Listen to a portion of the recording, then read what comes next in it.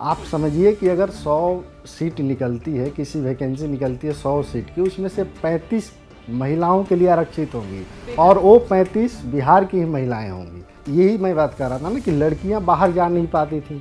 High school 5 kilometre 8 kilometre के range पे होते थे, तो साइकिल योजना से क्या हुआ कि लड़कियां खुद से जाने के लिए आत्मनिर्भर हो गई, तो ड्रॉप आउट कम हुआ। लड़कियां, हम कह रहे हैं ना, लड़कियां विकसित हुई हैं, उनके अंदर एक आत्मविश्वास जगा है। अब इसमें क्या है, देखिए हमारे समाज की जो पुरुषवादी सोच थी, उस सोच को हम समाज स्तर से ऊपर सरकारी स्तर पर अगर दुरुस्त किया जा रहा है। अब एक महिला अगर बस चला रही है तो एक संदेश दे रही है।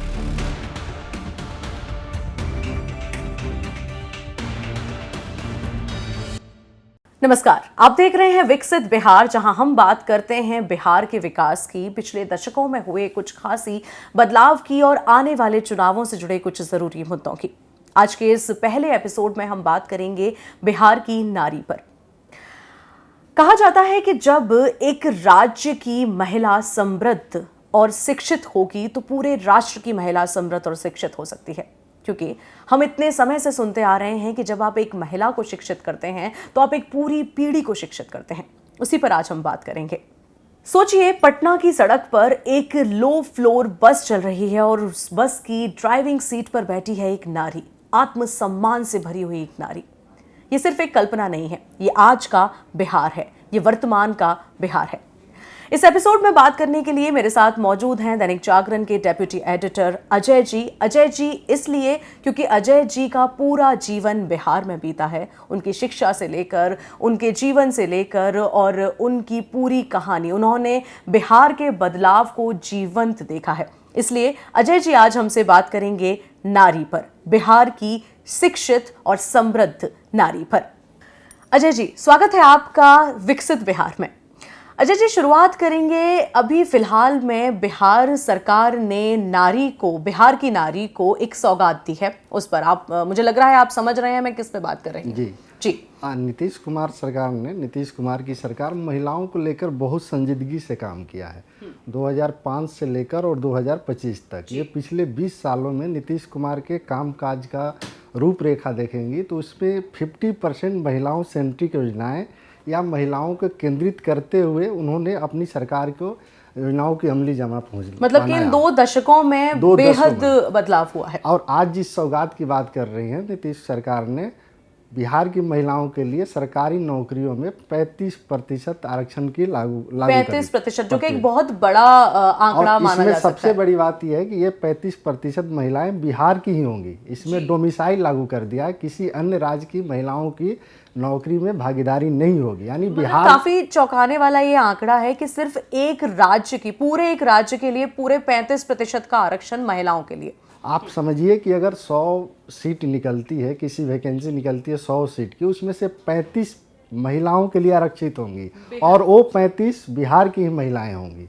अन्य प्रदेश की महिलाएं नहीं शामिल होंगी। अब तक जो आरक्षण लागू था उसमें दूसरे प्रदेश की महिलाएं जो है शामिल थीं, लेकिन इस फैसले से केवल बिहार की महिलाओं को लाभ मिलेगा।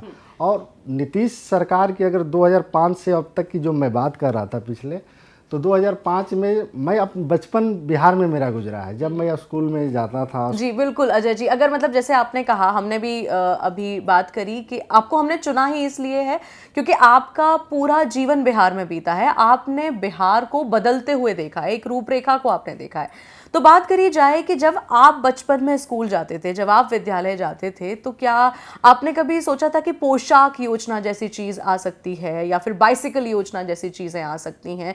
मतलब किस तरह का बिहार का रूप था आपके बचपन में, और आपके बचपन से जब आप आज का बिहार देखते हैं तो आपको कैसा लगता है?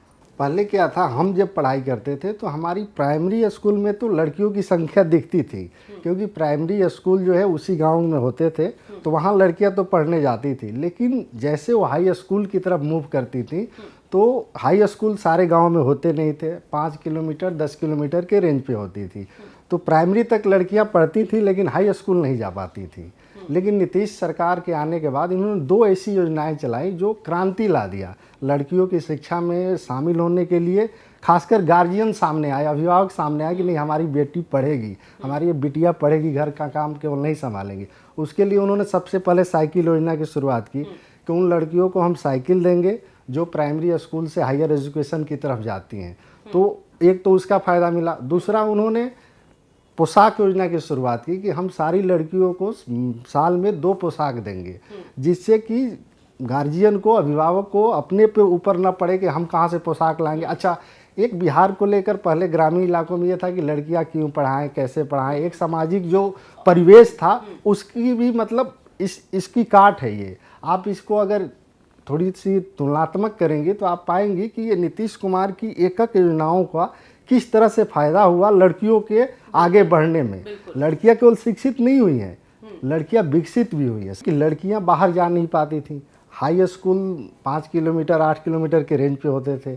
तो साइकिल योजना से क्या हुआ कि लड़कियां खुद से जाने के लिए आत्मनिर्भर हो गई, तो ड्रॉप आउट कम हुआ। आप किसी भी ग्रामीण इलाके में जाइए, चाहे किसी भी जाति के लोग हैं, चाहे वो धनवान हो, अमीर हो, गरीब हो, सारी खाई पाटी गई हैं। सबकी लड़कियां पढ़ रही हैं, सबकी लड़कियां आगे बढ़ रही हैं। आप एक समुदाय या एक जाति विशेष की लड़कियां नहीं पढ़ रही हैं। हमारे समय में एक ऐसा भी था कि एक जाति विशेष के लोग, एक समुदाय की लड़कियां ही पढ़ती थीं, बाकी जो है निचले जो समुदाय के लोग थे वो स्कूल की तरफ लड़कियों को भेजना मुनासिब नहीं समझते थे। हाँ, क्योंकि उनके पास ऐसी सुविधाएं नहीं थी, इसलिए जब बाइसिकल योजना आई, पोशाक योजना आई, ये सब जब शिक्षा से जुड़ी योजनाएं आई तो उन्होंने सोचा कि हाँ हम आगे अब बढ़ सकते हैं। मैं एक उदाहरण बता रहा हूँ। मैं 2008 में बिहार छोड़ दिया था। 2009 या 10 की बात है, मैं अपने गाँव गया था। तो मैं अपने गांव के रास्ते से जब लौट रहा था तो लड़कियां एकदम लाइन से एकदम साइकिल लेकर आ रही थी। कोई अपने साइकिल के पीछे सब्जी रखी पड़ी है, एक लड़की अपनी माँ को बिठाकर अस्पताल से दिखा कर ला रही थी। तो मुझे उस दिन बहुत प्राउडली फील हुआ कि कम से कम एक सुधार जो सरकार कर सकती थी, नीतीश सरकार ने किया और इसको अमली जामा पहनाया है और दिख रहा है, मतलब वो धरातल पे दिख रहा है। जी, तो ये कहीं ना कहीं जैसे आपने कहा कि वो जो एक लड़की थी वो अपनी माँ को साइकिल से अस्पताल ले जा रही थी और कुछ सब्जियां ला रही थी, तो कहीं ना कहीं सोच में भी एक फर्क आया। सोच में अब पहले ये होता था कि लड़के ही सामान लाएंगे, लड़के ही जाकर माँ को अस्पताल से दिखा कर ला सकते हैं, लड़कियां नहीं जा सकती। लेकिन इस योजना से लड़कियां, हम कह रहे हैं ना, लड़कियां विकसित हुई हैं, उनके अंदर एक आत्मविश्वास जगा है कि हम ये भी काम कर सकते हैं। मेरा भाई ही क्यों काम करेगा, हम क्यों नहीं ला सकते हैं 5 केजी सब्जी, हम क्यों नहीं बाजार से अनाज या कुछ ला सकते हैं, भाई ही क्यों लाएगा। तो ये एक परिवर्तन, मतलब क्रांतिकारी परिवर्तन लड़कियों के विकास में दिखा और बिहार को विकसित होने में महिलाओं की बहुत बड़ी भागीदारी है। बिल्कुल, मतलब एक तरीके से जैसे स्टीयरिंग व्हील वो संभाल रही हैं बिहार के लिए। एक तो अच्छा, ये तो अजय जी बात रही शिक्षा की, शिक्षित होने की। ड्रॉप आउट रेट काफ़ी कम हुआ है, 20-25% से लेकर आज 1-2% रह गया है, तो एक बहुत बड़ा एक बदलाव माना जा सकता है। बात अगर आत्मनिर्भरता की करें, पैसे की बात करें, जैसे एक डिपेंडेंसी होती है, क्या अगर इसकी स्थिति पर बात करें कि बिहार में क्या महिलाएं आज भी पुरुषों पर निर्भर हैं या फिर वो आत्मनिर्भर हो रही हैं? आत्मनिर्भर हो रही है, उसको बाई चरण मुझे देखना होगा। देखिए, नीतीश कुमार ने साइकिल योजना और स्कूलों में जिस तरीके से लड़कियों की सहभागिता बढ़ी, उन्होंने एक और क्रांतिकारी कदम उठाया राजनीतिक रूप से। महिलाओं को पंचायतों में 50% आरक्षण दिया। 50% आरक्षण देने का मतलब ये हुआ कि पूरे गांव की आबादी एक महिला को प्रधान चुनता है, वो एक जिला परिषद चुनकर जाती हैं जो जिला क्वार्टर में बैठती हैं। तो वहाँ से महिलाएं और राजनीतिक रूप से सशक्त हुई है। जब राजनीतिक रूप से कोई भी समाज सशक्त होता है तो उसका एक क्रांतिकारी परिवर्तन दिखता है। आप एक लीडरशिप क्वालिटी आप जैसे कहें कि एक महिला शिक्षित होती है तो समाज विकसित, तो उसी तरीके से एक घर की लड़कियां अगर पढ़ती है तो वो घर विकसित होता है। लेकिन उसी घर की एक लड़कियां अगर उस गांव से एक राजनीतिक रूप से जुड़ती हैं तो पूरे गांव को शिक्षित करती हैं। हाँ, और वो गांव एक राज्य बनाता है और एक राज्य फिर राष्ट्र बनाता है। तो ये नीतीश कुमार ने सिलसिलेवार ढंग से बहुत ही अच्छा काम किया।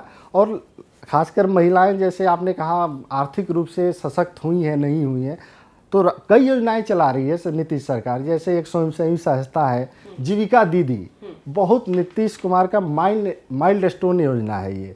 जीविका दीदी जो है गांव-गांव में चारों तरफ महिलाएं फैली पड़ी हुई हैं, 10 महिलाएं जोड़कर एक समूह बनाती हैं और वो समूह अगर कोई काम करना चाहता है, घरेलू कोई उद्योग धंधे, जैसे अचार बनाने की विधि, स्वयं सहायता समूह की आप अचार बात बना कर रहे रहे हैं, जैसे कोरोना के समय मास्क बनाना, घरों में बैठकर महिलाएं मास्क बनाई, तो उसके लिए सरकार 2 लाख रुपए तक ऋण उपलब्ध कराती है। और ये गांव में सशक्त दिख रही हैं महिलाएं, इस योजना का फायदा भी उठा रही हैं और उससे उनके परिवार विकसित हो रहा है। सबसे बड़ी, वो खुद विकसित नहीं हो रही हैं, वो अपने बच्चे को पढ़ाने में ध्यान लगा रही हैं, अपनी बेटी को हायर एजुकेशन की तरफ भेज रही हैं। तो ऐसा नहीं है कि वो महिला केवल सशक्त हो रही है, उससे उसके परिवार को सशक्त बना रही हैं। स्वयं सहायता जो समूह हैं, इनमें 1,30,00,000 तक महिलाएं जुड़ी हुई हैं। जुड़ी हुई हैं। आप हर गांव में, तो ये उदाहरण के तौर बता रहा हूँ ना, कि हर गांव में, हर पंचायत लेवल पे ये महिलाएं एक दूसरे की जुड़ी हुई है। अच्छा, इसमें क्या हुआ, इसमें सामाजिक विस्तार भी हो रहा है। आप समझिए कि एक महिला घरेलू रूप से घर में रहती थी, घूंघट पर था और सब कुछ था, घरों में कैद रहती, एक महिला एक दूसरे महिला से जुड़ रही है, वो तीसरे महिला से जुड़ रही है, एक पूरा चैन बन रहा है और एक दूसरे के सुख दुख में सहभागी भी बन रही हैं, एक दूसरे रूप से भी सशक्त हो रही हैं। यही नहीं कि चलो पैसे मिल रहा है, हमसे उससे कुछ फ़ायदा उठा रहे हैं या कुछ उससे कमाई कर रहे हैं, एक दूसरे रूप से सशक्त भी हो रही हैं। और फिर माइंडसेट चेंज कर रही है, वो भी एक लीडरशिप इन एक्शन जिसको हम कह सकते हैं। मैं जब बिहार छोड़ा था उस समय तक ग्रामीण इलाकों में लड़कियां साइकिल चलाना तो मतलब दूभर की बात थी।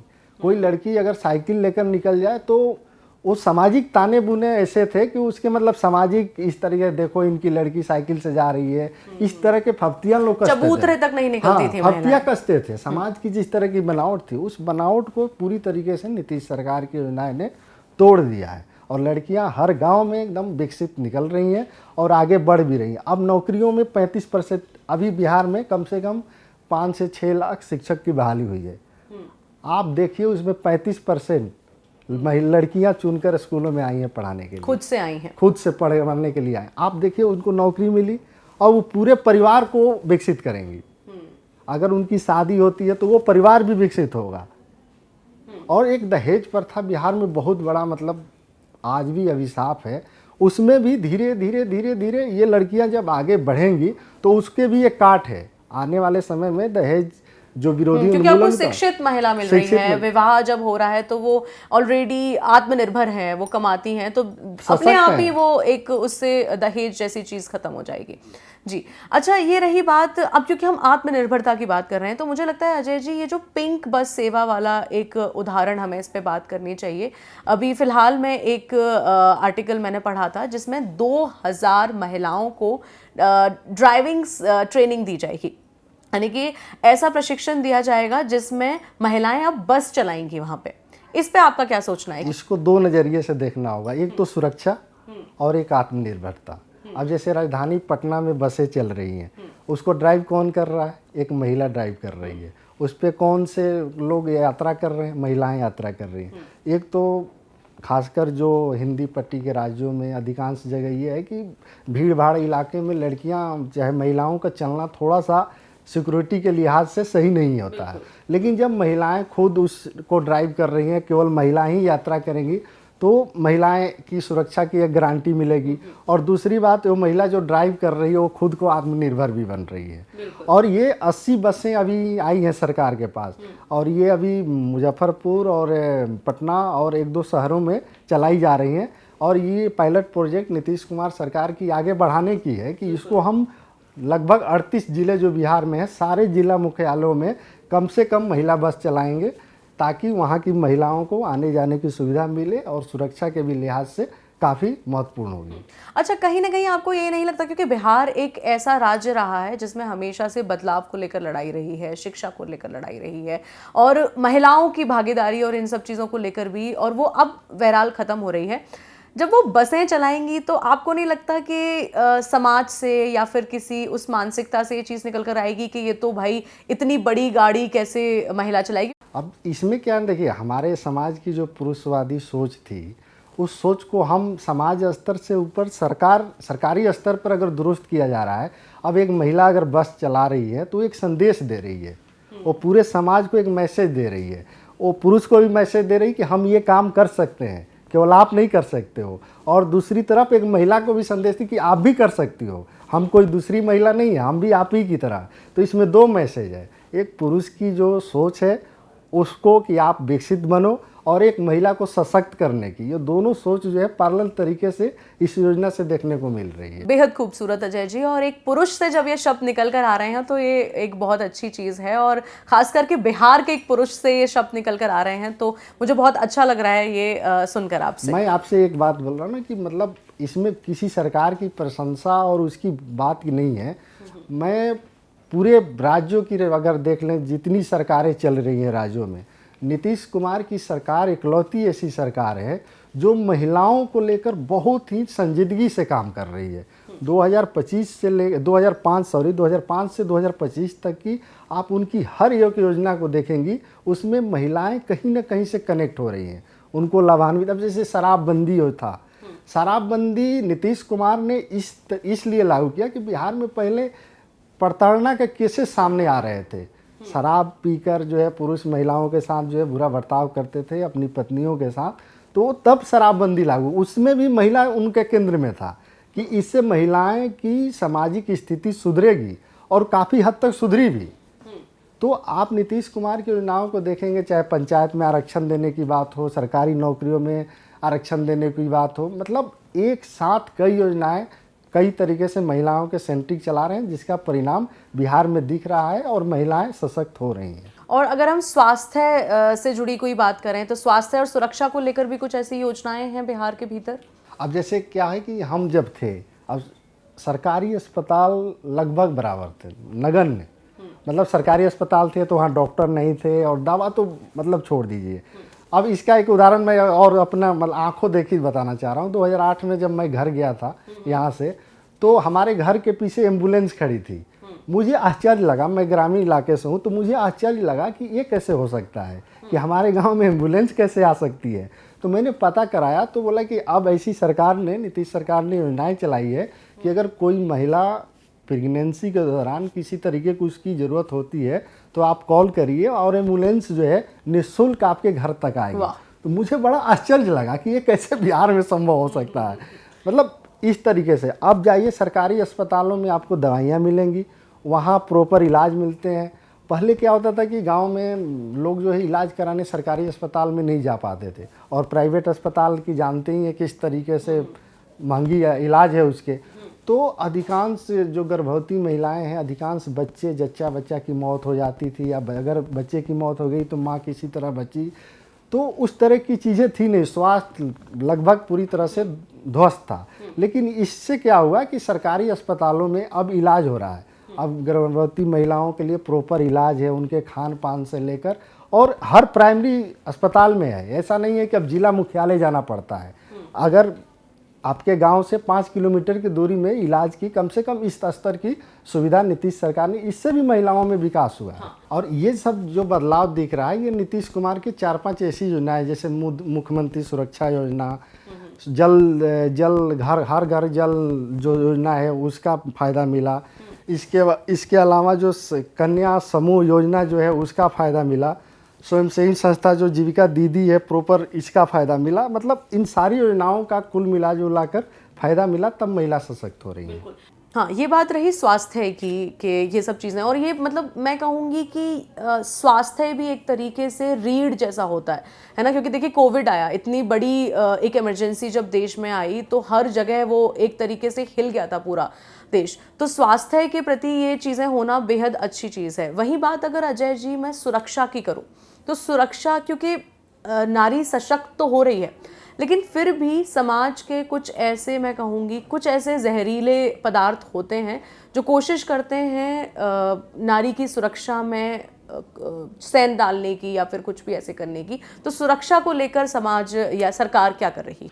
अब जो नीतीश कुमार की 3-4 योजनाएं सुरक्षा को लेकर महिला सेंट्रिक चल रही है, जैसे 181 helpline number, women helpline number है, मुख्यमंत्री सखी सुरक्षा योजना है, और कई तरह की योजनाएं इसमें चल रही है। जो एक मैं उदाहरण के तौर पे आपको बता रहा हूँ कि जैसे आरक्षण सरकारी नौकरियों में मिला, तो जो पुलिस की बहाली हुई है, दरोगा की बहाली हुई है, एसआई की बहाली हुई है, उसमें भी महिलाएं जो है 50% आरक्षित होकर जा रही हैं। अब वो महिला, कोई अगर सुरक्षा की दृष्टि से कोई पुलिस महिला कर्मी वहाँ खड़ी है, अब किसी महिला को कोई तरह की दिक्कत होती है तो वो तुरंत बिना बेहिचक उससे बात कर सकती है। तो हर थाने में अब महिला पुलिसकर्मी होती हैं। वाह। पहले ये नहीं होता था। अब अच्छा। हर थाने में एक महिला पुलिसकर्मी मिलेंगी आपको, जो महिलाओं की सुरक्षा सुनिश्चित करती हैं और महिलाओं के सुरक्षा से संबंधित किसी तरह की परेशानी हो तो डायरेक्ट बात कर सकती हैं। अब हिंदी पट्टी राज्यों में महिलाएं जो है पहले इतनी नहीं थी, बेहिचक हम पुरुष से बात कर लें, तो नीतीश सरकार ने ये योजना को लागू किया जिससे कि हर थाने में आपको महिला पुलिसकर्मी मिलेंगी, जिसका फायदा महिलाओं को मिल रहा है।